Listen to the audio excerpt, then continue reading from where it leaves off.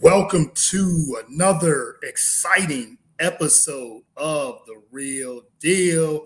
We are in March. March Madness is here. March 4th, 2023. Let's get it.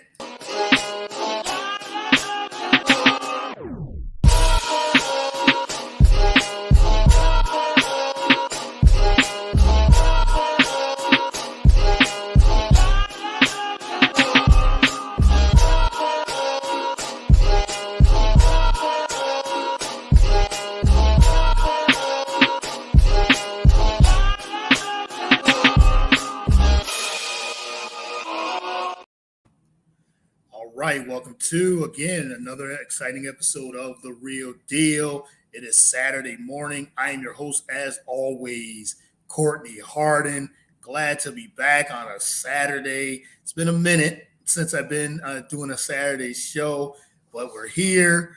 We're excited. Excited to be back here. Happy March 4th. I want to first start off by saying happy Women's History Month to all the ladies, all the women out there that are doing their thing as well. Shout out to, you can support BS3 by sending stars. Stars help us earn money to continue building the network. Yes, thank you, BS3, for that. I'm glad to be back on the show on Saturday again. Like I said, first, I want to say happy Women's History Month. I'm shouting out all the talented women, just the women I respect. Not even just that, just respect, or that I had on the show, who I'm fond of their work and everything too. So it's very, very exciting. So each day of this month, I'm giving a big shout out on my Twitter page to all the women that are just hardworking and just continue to do their thing, to make their marks in sports, media, business, and things like that. So again, happy Women's History Month for the whole entire month of March. You guys are celebrating the women as well. I'm on Instagram Live. Thank you guys that's going to be tuning in on IG, on Facebook, the Roku channel, BS3 TV, live.com, BS3 TV, Roku.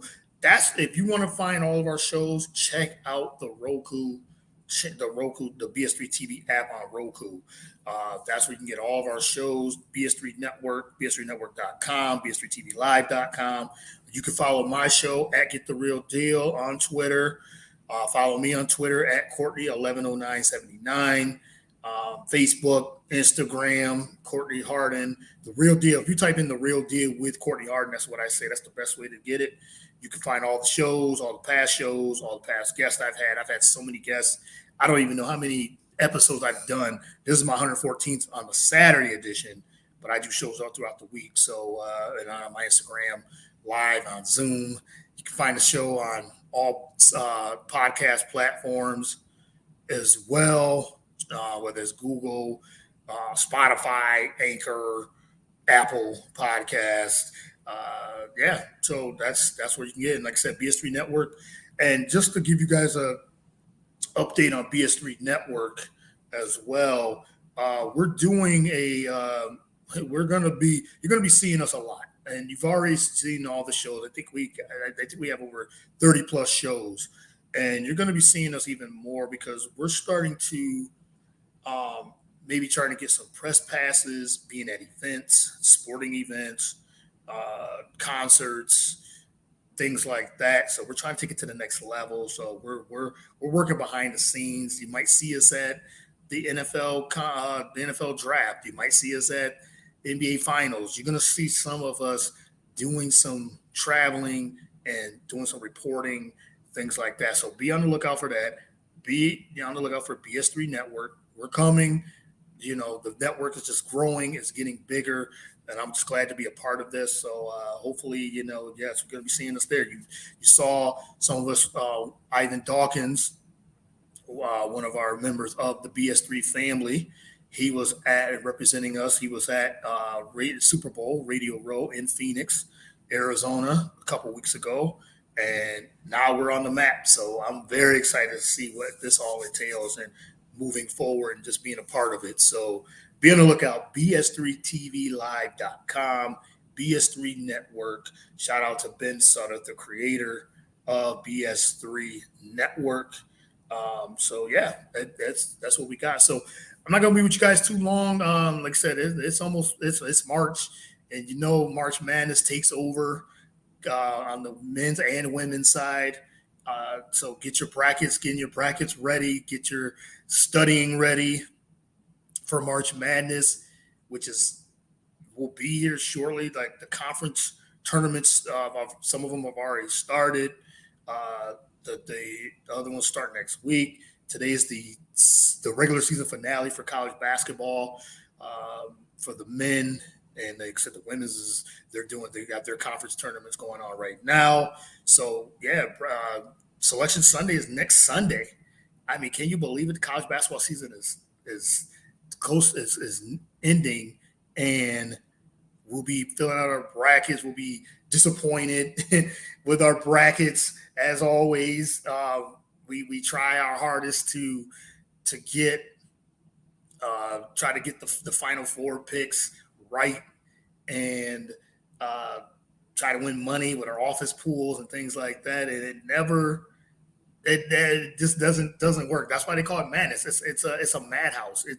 I always call it the madness of March. That's what I usually name my teams, because that's what that's what it is. There's always bracket busters. There's upsets. There's teams. You always try to pick the right upsets, and I just never can get it right. But I'm this year, and I do so much studying. I do so much. I'll have my method. What I do when I do my March Madness brackets is I'll take a bunch of I'll get a bunch of like newspapers or websites like from from different networks like ESPN. I'll go ESPN.com, USA Today, The Athletic, Sports Illustrated. I do so much research, so much reading. That's what I do for my show. Do so much of that. That's just in my DNA, I guess, from when I was younger. And I'll start to really research and break down as soon as the brackets are in. The Selection Sunday, as soon as they're done, I'll go through my list and go through my my research, and I really get in, and then I don't make my picks until like Wednesday evening, or sometimes Thursday morning, right before the tournament starts. And then I make changes sometimes, and I every year I always say, my wife always tells me that I should just don't have so many websites open. You're doing too much researching and things like that. But I say, okay, this time I'm not going to do that. I'm just going to have a couple websites, do a couple of research, and just go off the cuff. But I can't do that. That's just not me. I'll have you should see, I have information spread all over. I have my computer. I have everything just spread out, and just getting as much information as I can. And it's on overload, and then my brain's overloaded. And then by the time I make my picks,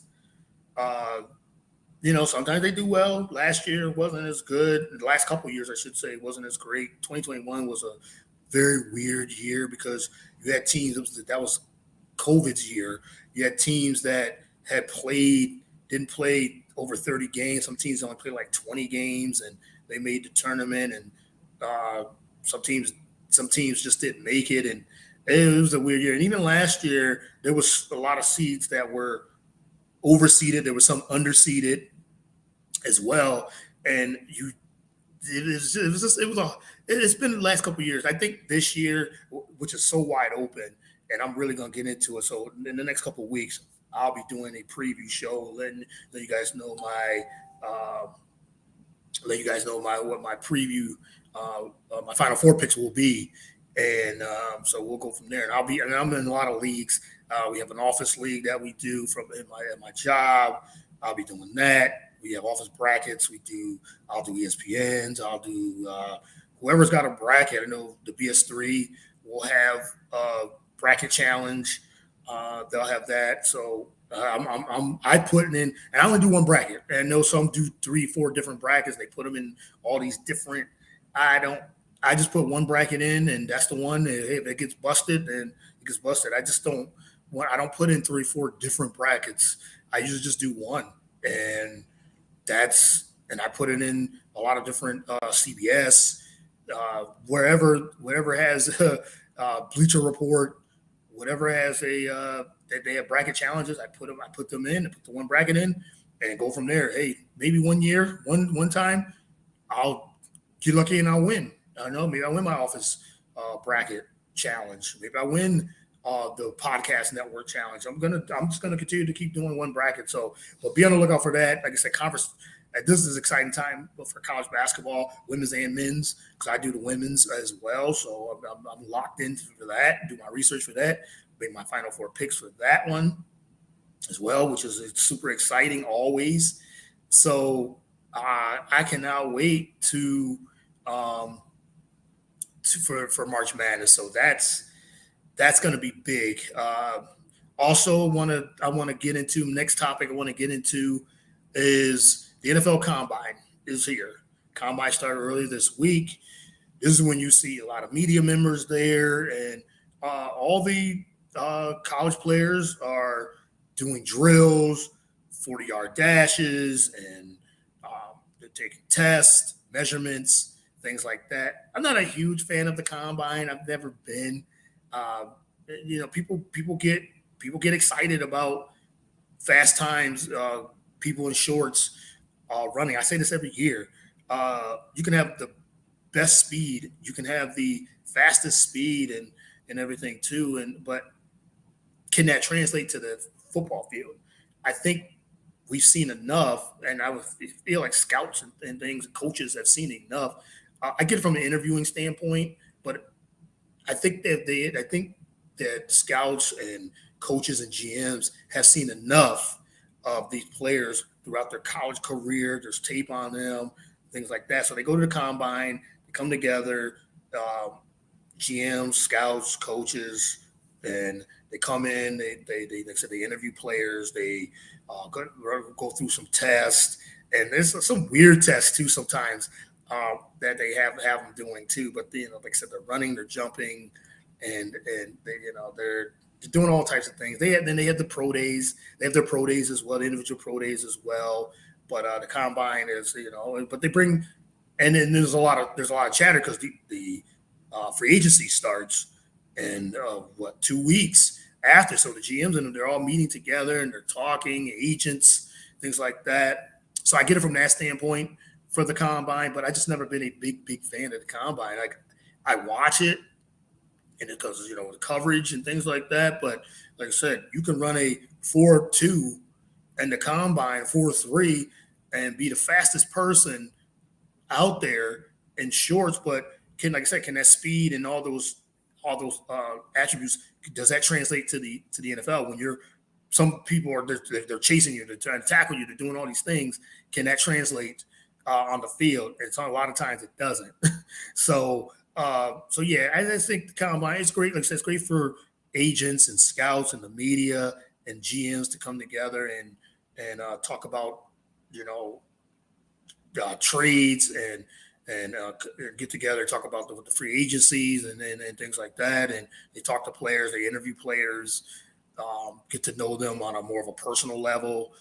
I can see that's beneficial. But other than that, I'm not like that big of a fan of the Combine. I said I watch it because it's still entertaining. It's a little entertaining, but it's just not a really big fan of the Combine. But there's been big news. There's always big news from the Combine because you have your Adam Schefter's there, you have your Tannenbaums there, you have all these, ESPN, all these media types that especially Adam Schefter, who's there reporting news because he's talking to GMs, he's talking to scouts and things like that, getting the news and reporting breaking news because like I said, with NFL free agency coming, upcoming, he's reporting the news and rumors and things like that because this year, this season, there's a lot of there's quarterbacks. There's a lot of quarterbacks has been in the news. Lamar Jackson, is he going to get his big contract finally? Is Baltimore going to pay him there? They're going to come to a agreement, or do they franchise tag him? That's been a thing. What are the New York Jets or the New Orleans Saints? What are they going to do for their quarterback? Carolina Panthers, what are they going to do for their quarterback situation? Derek Carr, he's linked to all three of those teams. So there's chatter about that. Are the Jets going to actually pull the trigger and get Derek Carr now? or are they going to wait for Aaron Rodgers to come out of his sabbatical, his uh, being in his retreat, dark retreat that he just came from, and is he gonna, is he gonna make his decision? There's been big chat out there, so there's big quarterback news. One quarterback's not being talked about is Jimmy Garoppolo. Where does he go? I mean, this guy wins. The only problem with him is health. Like his health has been a big issue throughout his career, but because I think in 9 seasons he's only played one full year in 9 seasons. But when he's on the field, he produces. He gets wins and he produces. So Jimmy G, he's not being talked about much as like a Lamar Jackson. Even Daniel Jones, he came out and said he wants between 35 and 40 million. So quarterbacks are they're getting paid, and they want money. Aaron Rodgers is about to get like 60 million. If he comes back to Green Bay. So does the Jets wait for Aaron Rodgers, or do they just go and put a trick on Derek Carr? Like I said, there's teams that want Derek Carr and his services, and Derek Carr is a above average quarterback. Like he's a top. I mean, if I were to do my rankings again, he's a top 10 to 15 quarterback.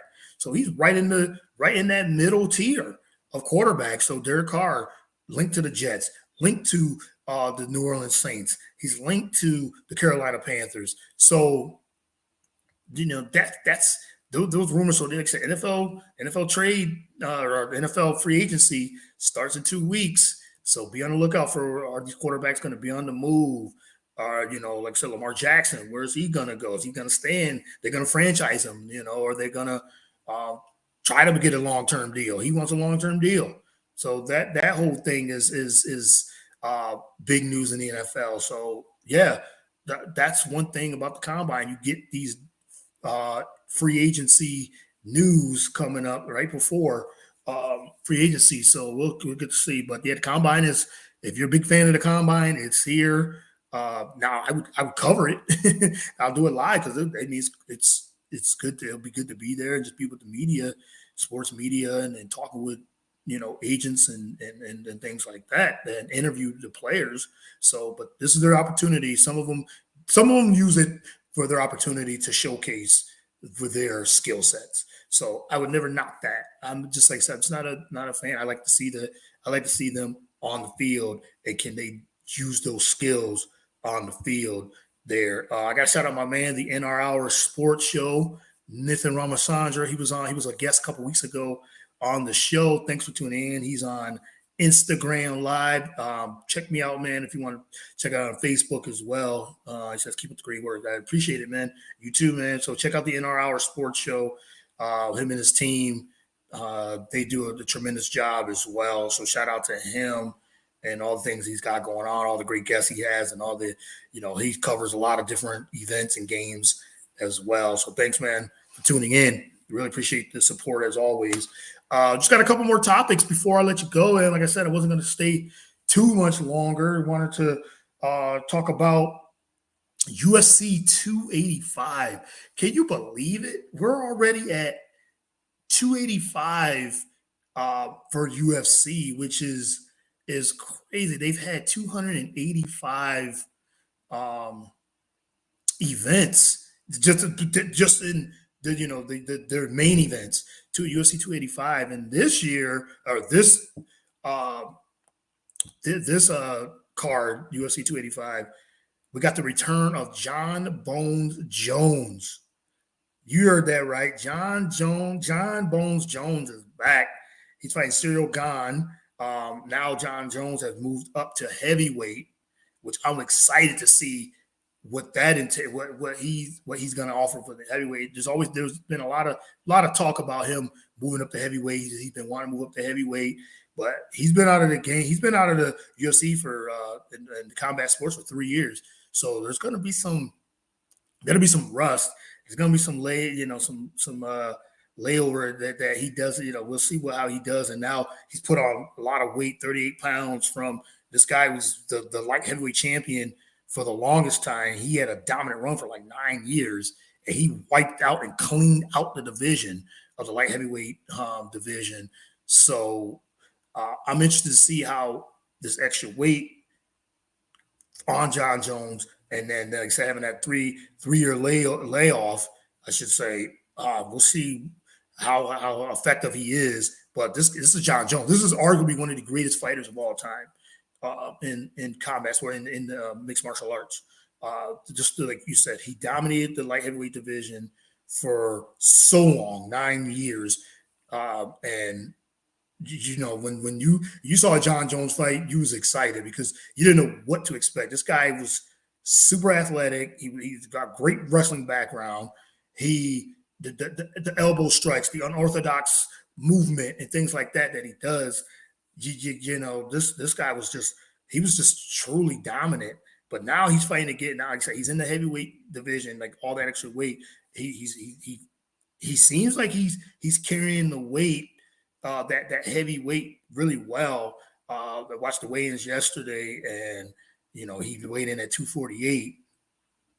But I was listening to Joe Rogan, and they were breaking down the fight, and he on his show, and he was talking about how John Jones spent those 3 years building weight. He did it the right way. He didn't just they said he wasn't a light heavyweight that just looks big. He was breaking it down, saying that he did a weight training and did it for the last couple of years to gain that weight. He did it the right way. So that might help. But my question would be for John Jones in this fight with all that heavy weight, is he still explosive? Can he carry that? What he did when he was a light heavyweight, he was so lean. Now that he's almost 30, 40 pounds heavier than he was, 40 pounds heavier than he was, does that carry over to the heavyweight? Does that carry over to the heavyweight division? And can he use his explosiveness the way he did?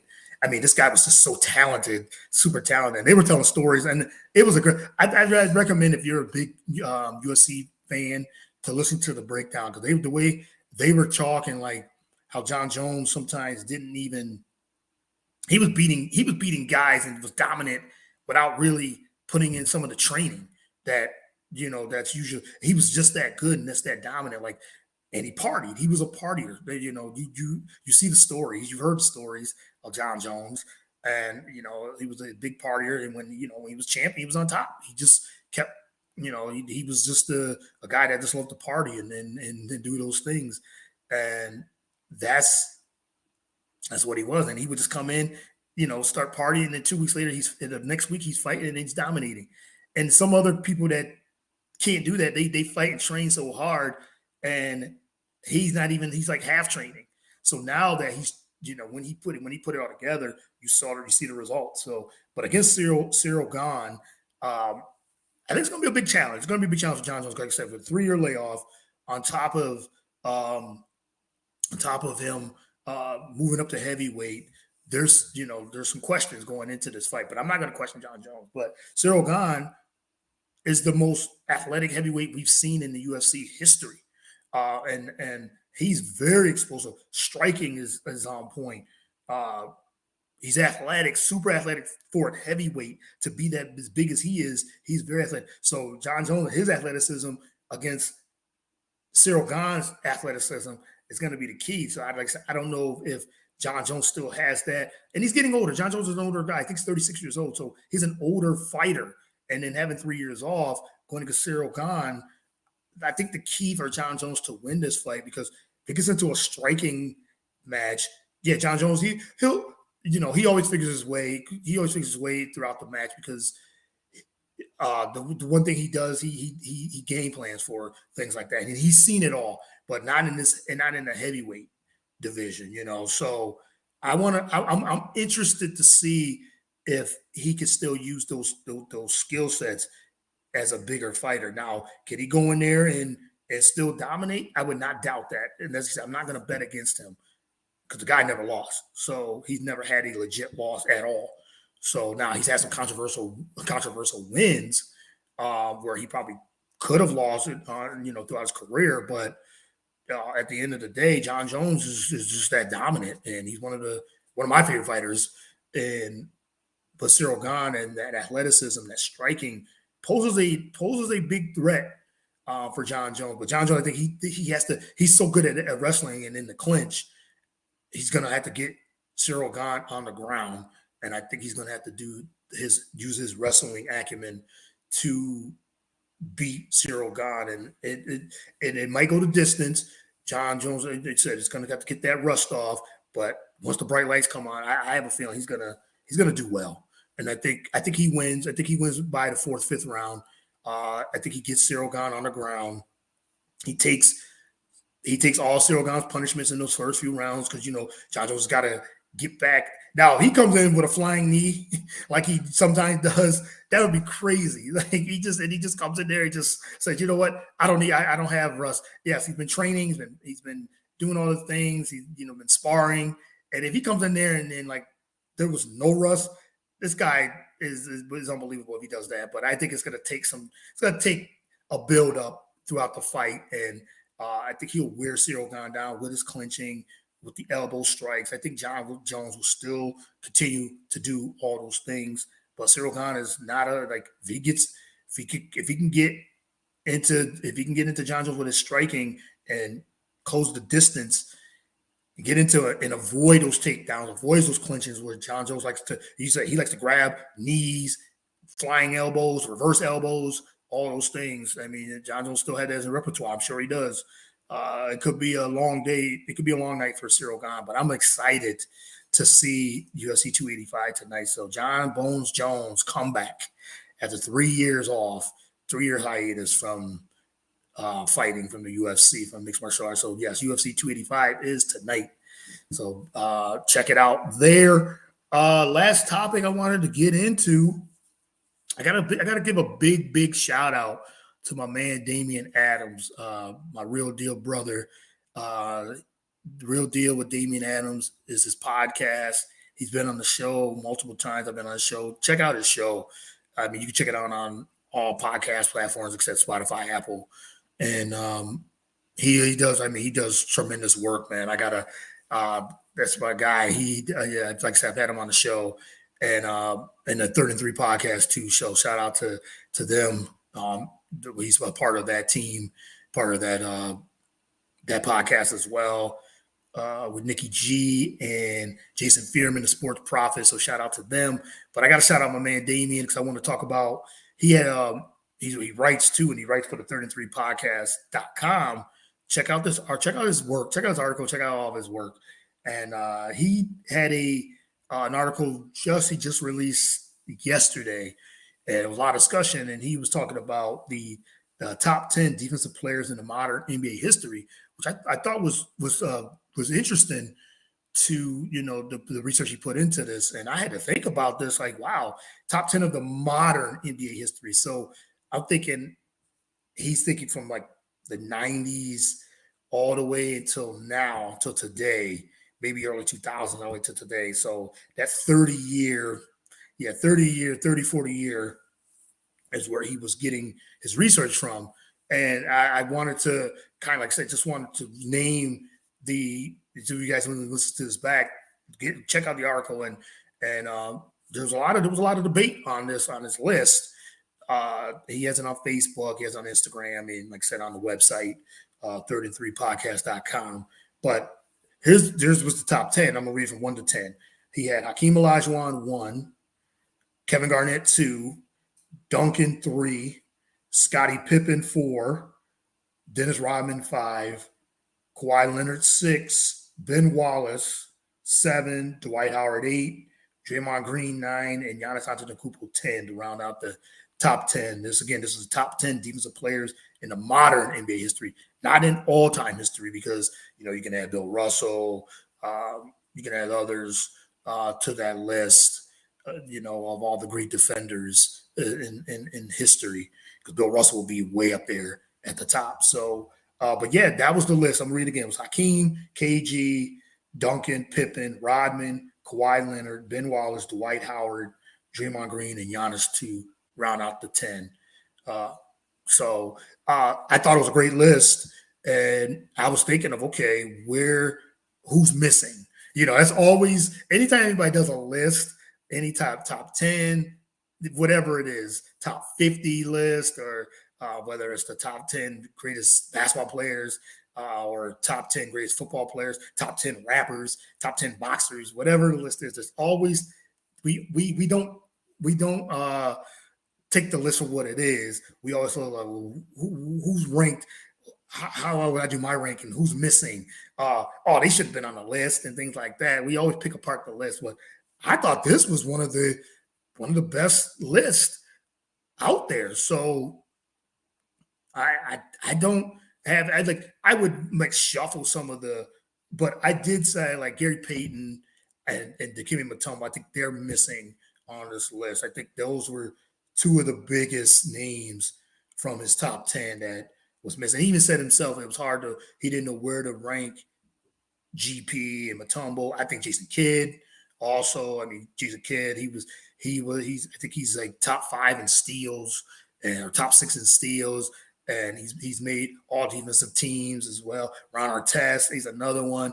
But I think Mutombo and Gary Payton has to be on the list. I would, and the thing is like, and then like we always say, if I make a list, who you take off?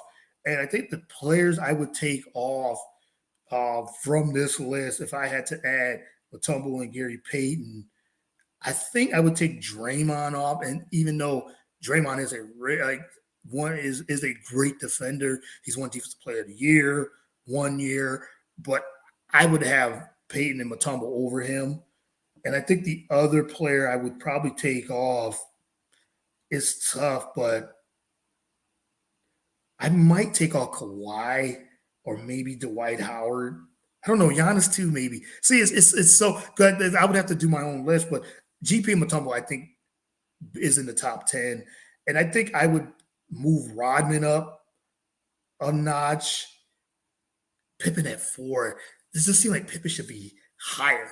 You know, Pippen was so dominant in his day, and he would just shut down so many positions, and the long arms and the anticipation that he had to get steals and blocks and things like that. I think Rodman has to move up. I think Pippen moves up, but Duncan was dominant. You know, the guy was just so great defensively, just rim protector. Kevin Garnett was so good. Olajuwon, of course. David Robinson, he's another one. I mean, this guy used to block shots. I mean, he was a shot blocker and was so athletic and everything too. Ben Wallace, I mean, we know he won Defensive Player of the Year multiple times. Yeah, just moving it up. I think because Mutombo was one of the greatest defenders of all time. One of the best rim defenders, rim protectors there. And GP, the glove. I mean, he has to be on the list. Gary Payton has to be on any defensive player, any top 10 defensive players of all time list. This guy would shut point guard and 2 guards down. He was a nightmare defensively. I mean, and just the things he would do defensively was so good. So yeah, but I like his list. I do. Like I really enjoy the list. So yeah, he put it on Twitter, he put it on Facebook and Instagram, and again 33podcast.com. So get in the comments, get in the chat if you feel like there was a miss. I know Kobe Bryant, he was another name that I saw people said he missed. LeBron. There's so many names. Shawn Marion. Like there's so many really good defenders in the like I said, in the modern NBA history. So I think the two of the names, like I said, I would put in the list would be Gary Payton and Dikembe Mutombo. I think they really should be on the list there. But yeah, I like that he did that. So I just wanted to shout him out on the with that article. So check it out there and check out his podcast, 33 Podcast and The Real Deal with Damian Adams. Shout out, big shout out to my man Damian Adams with The Real Deal. All right, well that's a wrap for the show.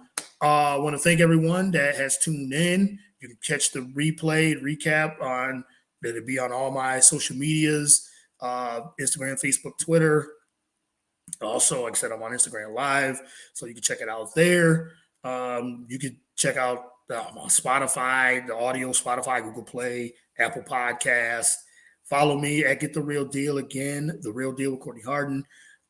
Check out all the shows from the BS3 Network, BS3Network.com, BS3TVLive.com as well. We're on Roku, so get the Roku channel, BS3 TV app on Roku. There you can get all of our shows there, all of our past shows, things like that. Be on the lookout for me. Again, I am highlighting women in sports, women in this entire month, highlighting them, and have a lot of women from sports media returning guests throughout this entire month.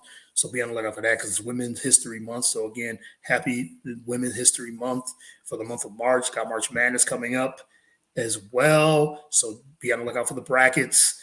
And yeah, thank you again for all the support, all the support. I can't thank you guys enough. I really, really always appreciate the support, the comments, the likes, all those things. So again, until next time, thank you. Check it out. Check out all the shows there. And that's a wrap for the show. Thank you and peace. Peace, Instagram. God bless.